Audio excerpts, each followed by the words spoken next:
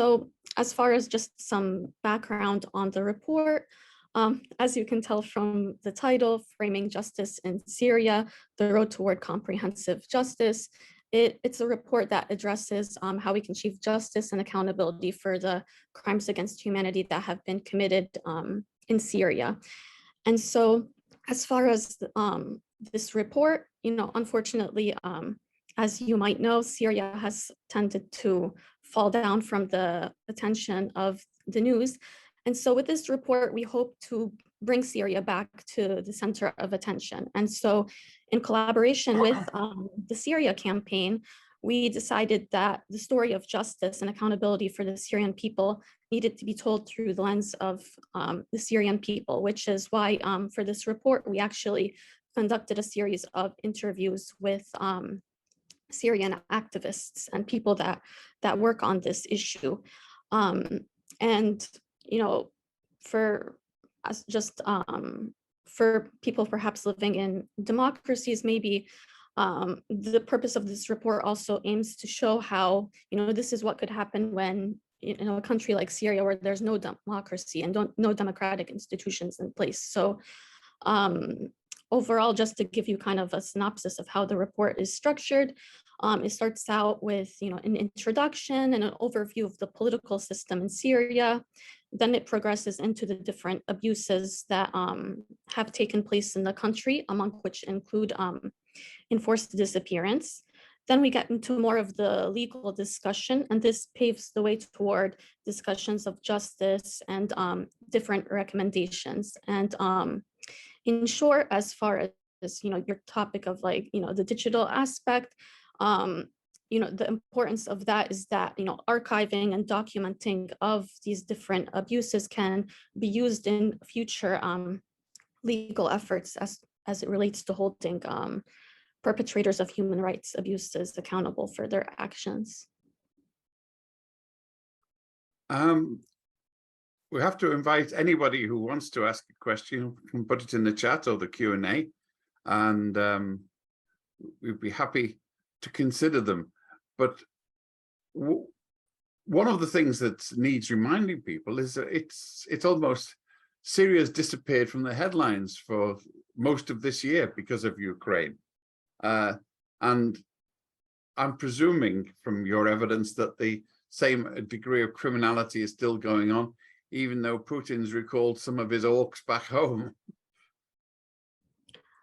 Well, so as far as this report, I think one commonality among that we can look at is how, the conflict in Syria and the conflict in Ukraine, they're both currently ongoing. So naturally, along the way, we're going to be learning things.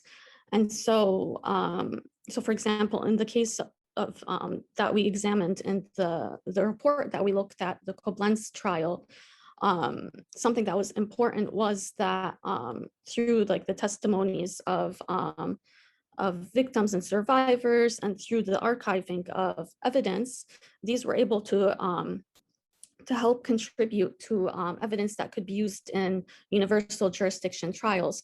And I think with Ukraine, because it's getting so much attention in the media, this is actually, as far as it relates to future potential trials that could take place, I think there's a wealth of evidence that can be used as it relates to justice and accountability efforts. And specifically, the accused in the Koblenz case, what were they accused of, and how did they end up in Germany? Because that's a bit intriguing. If you're committing crimes like this, you're presuming that flowing to Western Europe with its European Court of Human Rights, etc., is not a clever move.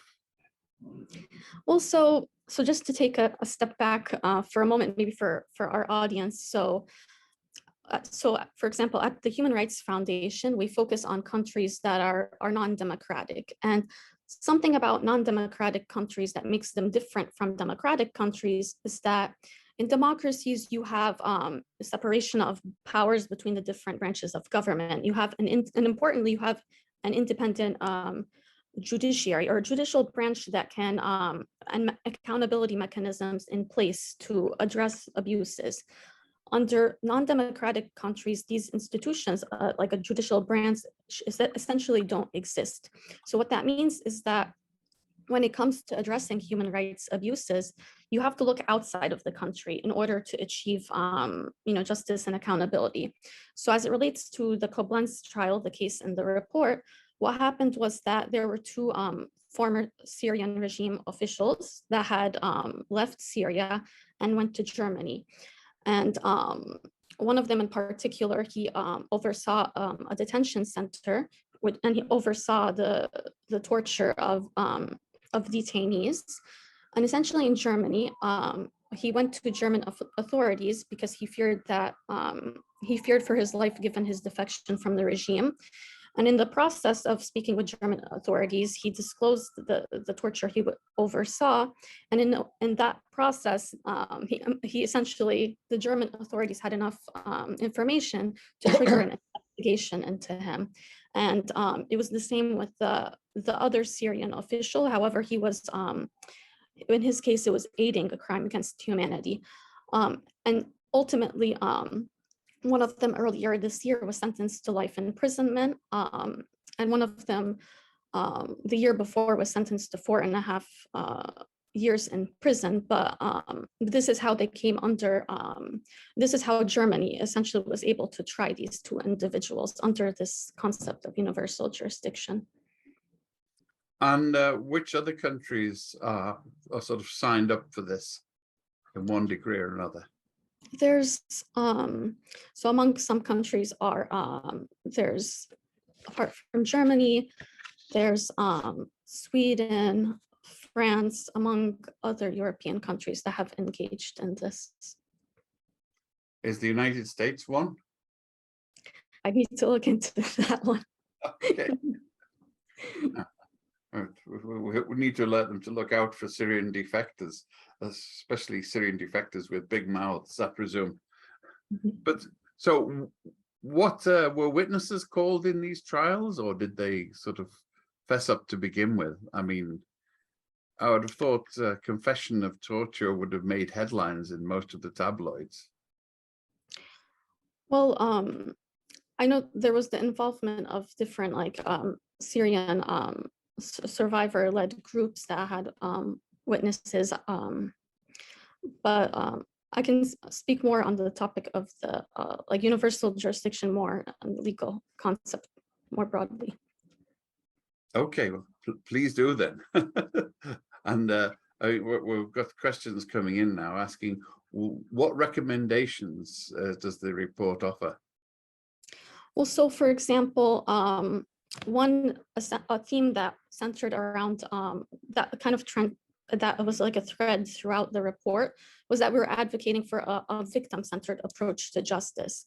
And what a victim-centered approach to justice means that throughout all processes, whether they be like criminal legal proceedings or others, they should involve the input of Syrian survivor-led groups, Syrian victims, because ultimately efforts of justice should be led by Syrians. Among other recommendations that we put forth in the report, and therefore different stakeholders, for example, maybe in the case of, for example, the press, like for example, amplifying the voice of Syrian survivors and activists and getting their stories out.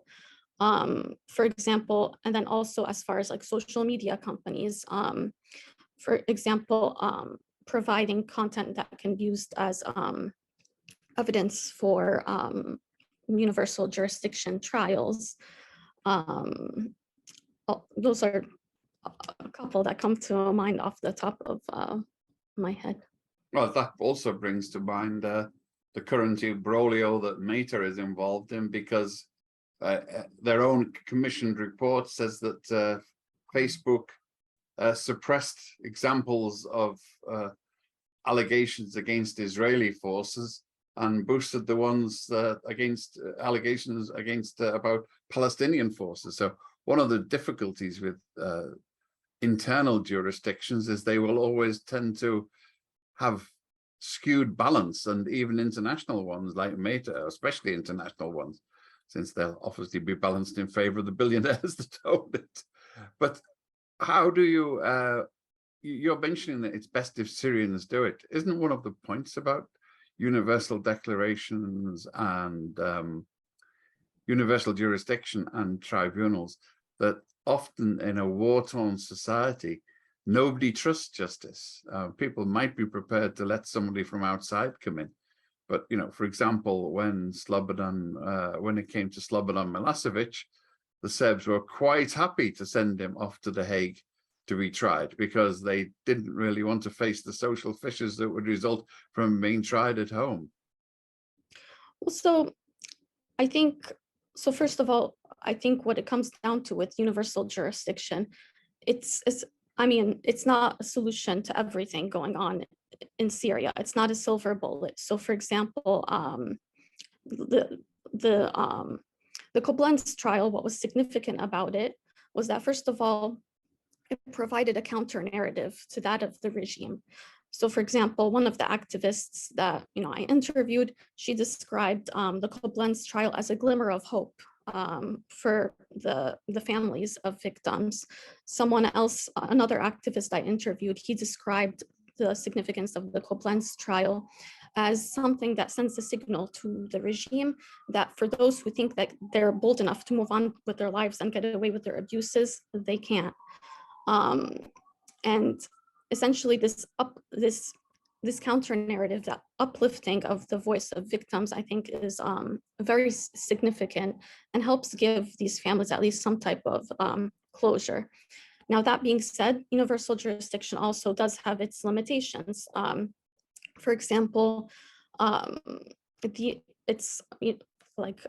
universal jurisdiction is legal in nature, whereas in our report, we look at how justice is something that should be comprehensive. And the universal jurisdiction trial that we addressed in the report, it was specific to 2 individuals. However, at the same time, we need to look at the fact that, again, the conflict is ongoing and abuses are still being carried out, but also the trial did not address the fact that the reason why these abuses are being carried out are the authoritarian system that are in place. And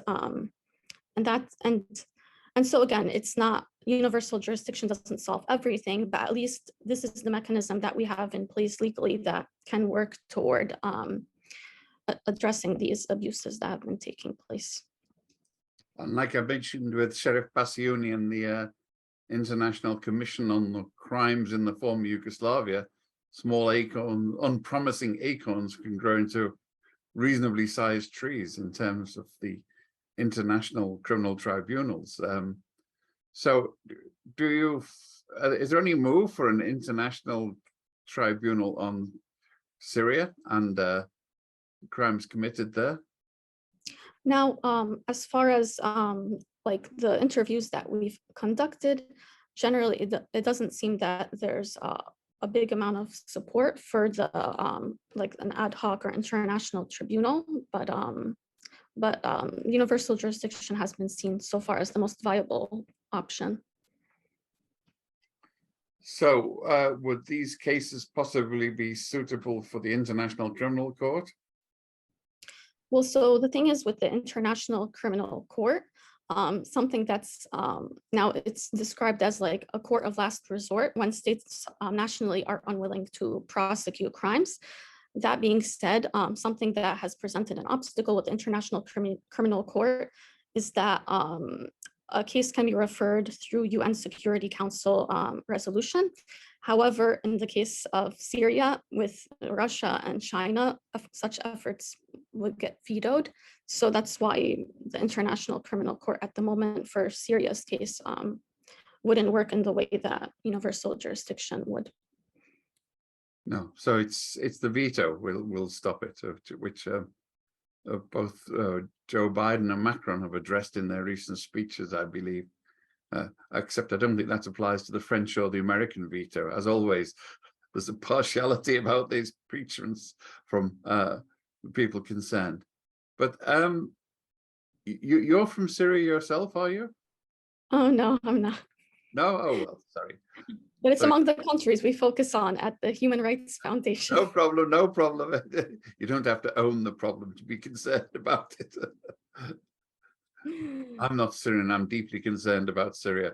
In fact, I've been to Damascus several times, and I got some hint of the chilling atmosphere where I have to interview people behind pillars, so we're not actually facing each other and our lips aren't moving in case spies are watching.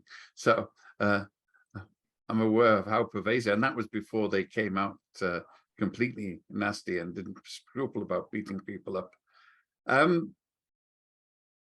To win something like this, you have to win public opinion for universal jurisdiction. So what can be done to bolster awareness in Germany or France or any of the other countries that universal jurisdiction might be an outlet? But you have to get people angry. You have to get people pushing their governments, saying, you have to take action on this.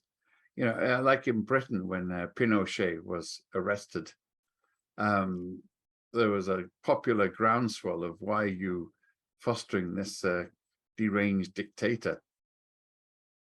So I think in the case of Syria, and so again, I mentioned this this before. We collaborated with the Syria Campaign on this report, and they have an extensive network of organizations and activists that they work with.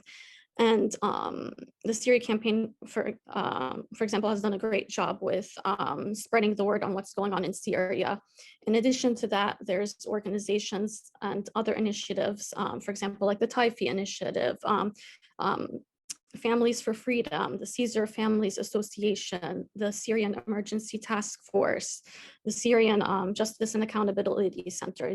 These are just, a few organizations I'm naming, but they've done all great work in getting the word out there on Syria, and it's through work of these types of organizations that the word gets out to the international community and the public, and I think this helps generate a push and support for such efforts.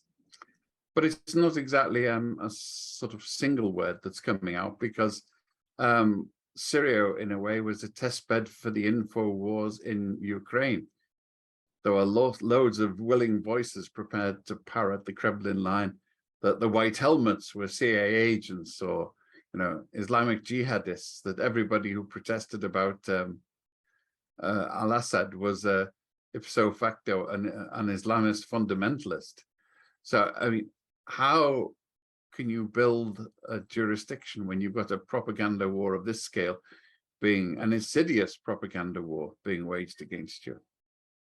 So among the things actually the report addresses is actually this need, like among the efforts for justice includes a component of truth and information and preserving the narrative. And among that does include countering the propaganda that's been carried about by authoritarian regimes. And on the part of the international community, while we, of course, we're advocating in the report for a victim-centered approach to justice, we as an international community should support the groups that are currently carrying out efforts to counter this propaganda that's being carried out by the different actors in Syria, among which includes the Syrian regime.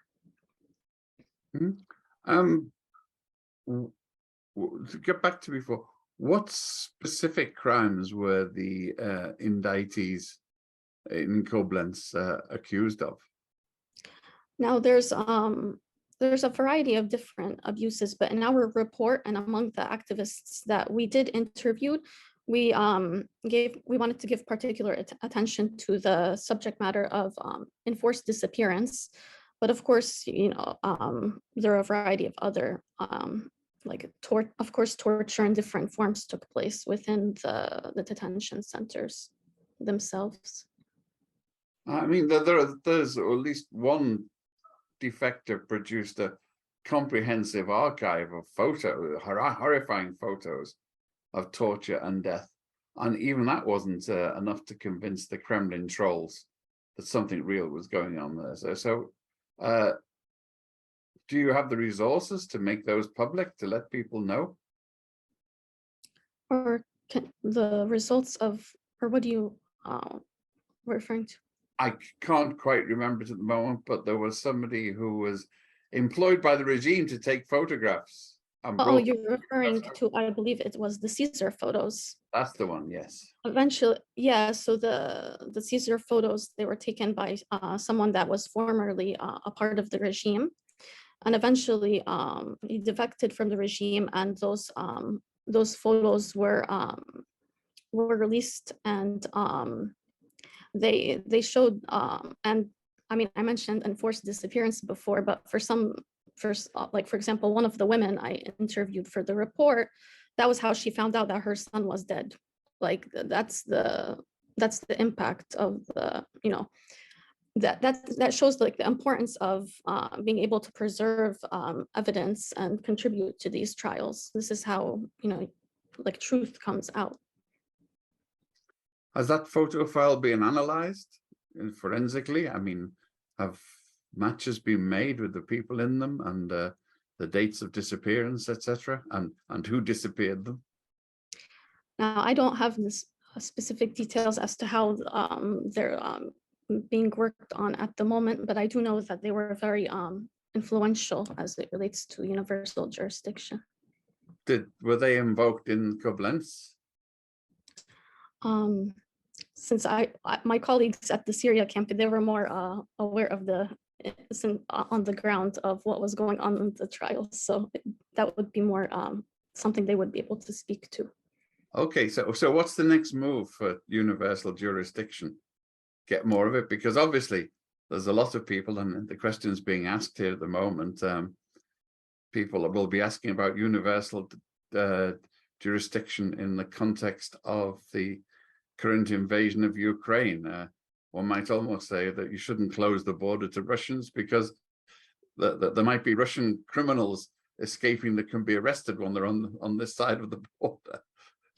Well, I think with what Koblenz showed is that illegal precedents. As I mentioned before, it does send a signal that if there's for those that, let's say, like in the case of the Syrian regime officials, they were in Germany and they implicated themselves, and this triggered an investigation. And so I do think it sends a signal to the regime that, you know, eventually the day will come that those that are perpetrating like these human rights abuses will be held accountable for their actions. I mean, presumably there's a database, there should be, but these two people came to Germany very likely as political refugees seeking political asylum. And was there no database that people could check and say, oh, wow, yes, these are definitely highly political, but they're driving people to asylum rather than the other way around? Well, I mean, I think what this would say for countries that are right now would be that they should perhaps look into the background of like in these cases, these were defectors. They had defected from the regime. But We encourage defectors, of course. The Lord welcomes penitent sinners, so we don't want to put them off, but we do want to get them if they do come and they have blood all over their hands. I mean, and those that have committed abuses should be held accountable for their actions. So do you hold out any hope for the Syrian courts to take any action against anyone, anytime at all? I mean, a real criminal, I mean. Well, I think the case of universal jurisdiction does provide hope. And as I mentioned, as it relates to one of the activists I interviewed, again, it's this glimmer of hope. And I think in the case of Syria, you know, with you know, the voice of like survivor-led groups, there's more of a wealth of evidence that could be used in future trials. You have organizations like the Syrian Archive that are archiving and documenting the evidence of the abuses. So I think it does provide hope for the future. And this is what I think makes Koblenz historic, because it was the first case of state-sponsored torture regarding Syria. Well, we know about Syrian torture because the CIA subcontracted torture to deportees from to detainees from Afghanistan and Iraq. There, we know how bad they were because we hired them for their expertise in being bad. We subcontracted Western torture to them for a while. Does universal jurisdiction extend as far as going after the people who connived at? I mean, say Tony Blair, for example, George W. Bush. Well, at the Human Rights Foundation, we focus on non-democratic regimes, and so that would get out of the scope of the report. And I think in general, like I mentioned before, in democracies, we do have mechanisms in place to address different like abuses and human rights violations. In the case of non-democratic countries, these judicial avenues don't exist, and this is why we have to look to international law mechanisms and outside of look at legal systems outside of those in the country. I agree with you, but you're still setting up a possible dichotomy with the what about, because they'll say, why are you only looking at what the Russians are doing in Ukraine and Syria, but not looking at what the US was doing in Syria and in Iraq, because it leads to a fundamental, an appearance at least of bias, what we call whataboutery. No, I see your point, but it goes outside of the scope, at least, of the research that we've conducted on the report. Sure. No, you're concentrating. You stick to your knitting when the time comes and concentrate on what you're doing. Could you tell us a little about the Human Rights Federation and what its origins and its scope of work? Yes, so the Human Rights Foundation, we focus on promoting and protecting human rights globally with a focus on closed societies. And what we refer to by closed societies are countries that are non-democracies, which, and just to just give a little bit of just a background on like the scope of the impact of non-democracies is that more than half of the world's population is living under a non-democratic regime. And these are countries where there's lack of freedom of speech, lack of freedom of association, assembly. There's no independent judicial branch in place. In democracies, it's not that human rights abuses don't exist or don't happen, but in democracies, at least you have a vibrant press that can speak about these abuses. You have a proliferation of NGOs that can address these issues. You have a judiciary that can tackle on these issues. And so at the Human Rights Foundation, we focus our attention on countries where they don't have these mechanisms that exist. But also something that's very central and important to our work is amplifying the voices of activists and human rights defenders that are working in non-democracies in order to, in their struggles for freedom and democracies. And among the ways that we do carry out this work, apart from our research and our research and reports that the Human Rights Foundation is through, we have an annual conference every year called the Oslo Freedom Forum, and usually it takes place in May, and it gathers activists, not just activists to tell their stories, but it also brings together people from a variety of different fields, whether it be including journalists, artists, policymakers, technologists, and it unites them in this common cause of promoting freedom and democracies. And actually, now, next week on October 3rd, we do have a smaller version of our Oslo event called the Oslo Freedom Forum in New York. It's going to be October 3rd from 2 o'clock to 6 o'clock at the town hall. And all Freedom Press Association members are invited. And if they'd like to attend, they should. Freedom Press Association. Freedom Press Association is invited to attend the event. And if you would like to attend, you can please email media@hrf.org. And at this event, you'll hear the stories of activists from different non-democracies tell their stories and highlight the situation taking place. No, you obviously thought the Koblenz cases were significant enough. You devoted a whole report to it, and so where is this? What other cases, areas are you working on where this provides an important precedent or example?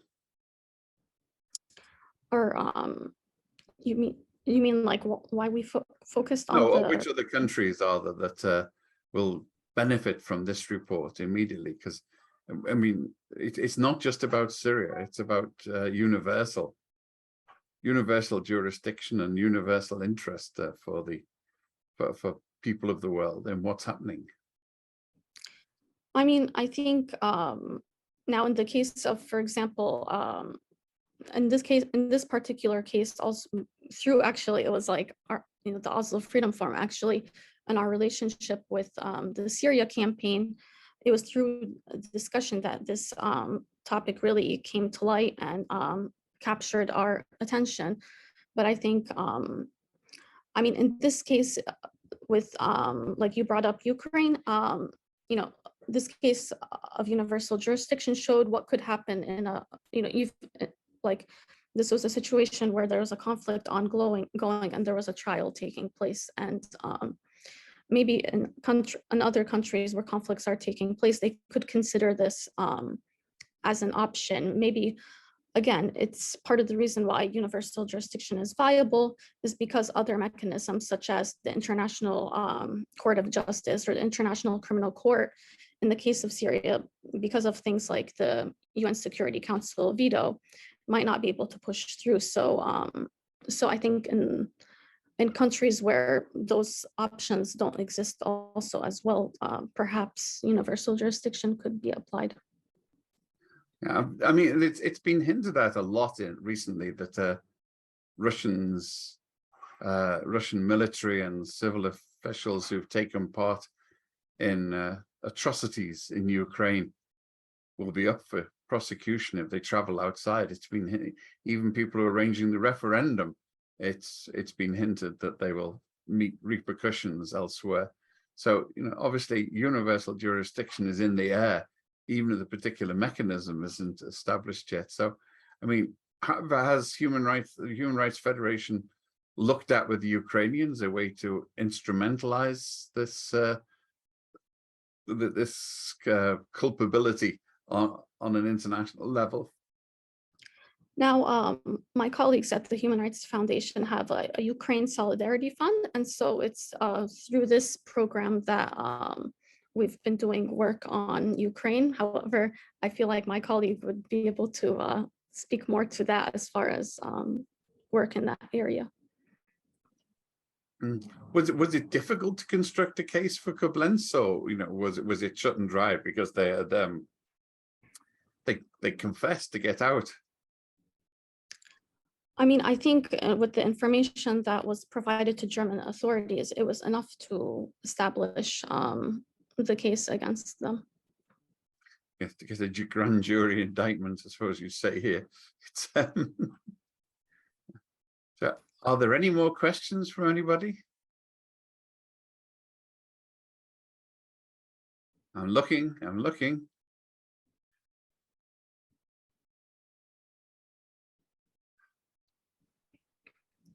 Okay, well, I think we'll close down shortly.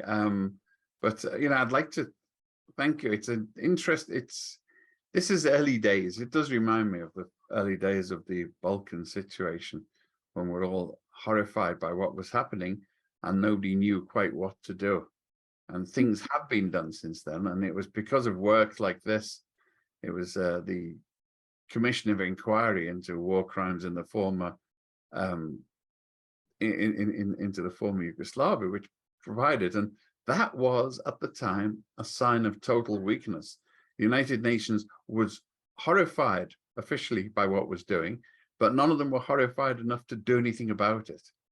As James Baker, Secretary of State, said at the time, we don't have a dog in that fight, which meant that the people being dismembered by the dogs, the other dogs down there, were left to swing on their own.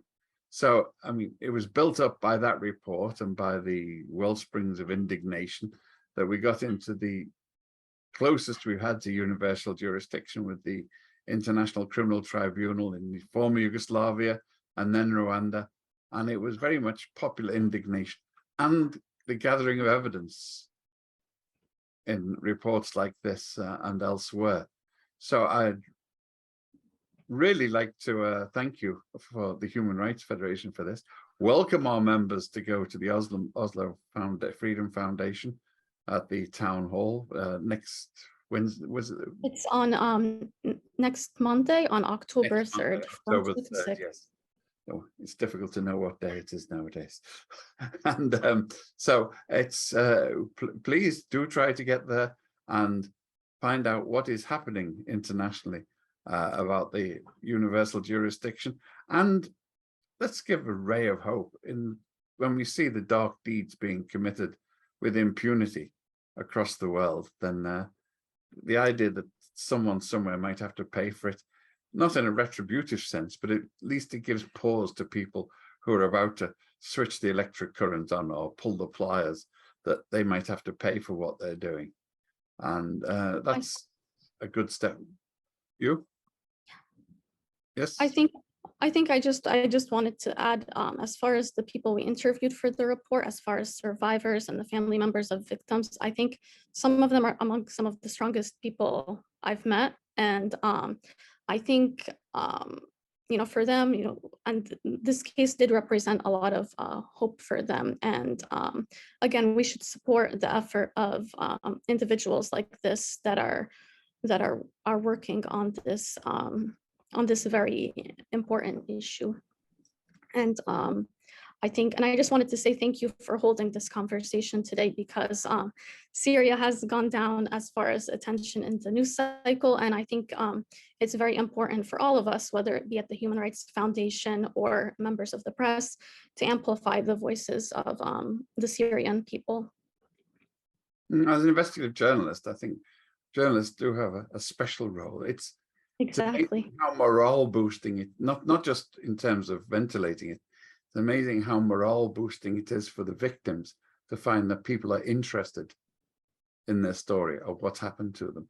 And some of the people I interviewed for them actually speaking about their stories as a form of like therapy, and it helps them because for those of you, you can see our report on our website at hrf.org, but we have a section actually dedicated to mental health, and some people, for some activists, speaking about their experiences also helps them move forward as well. As an investigative journalist, since we don't actually get much money, that's been one of the sort of karma payments that I've had over the years, is the satisfaction of providing an audience and a shoulder for people who've gone through terrible things and found that nobody was interested very much. We are interested, of course, all of us in the Foreign Press Association, and I hope mostly in the journalist community. So thank you very much again, and let's see you all soon. Thank you. It was an honor. Thank you.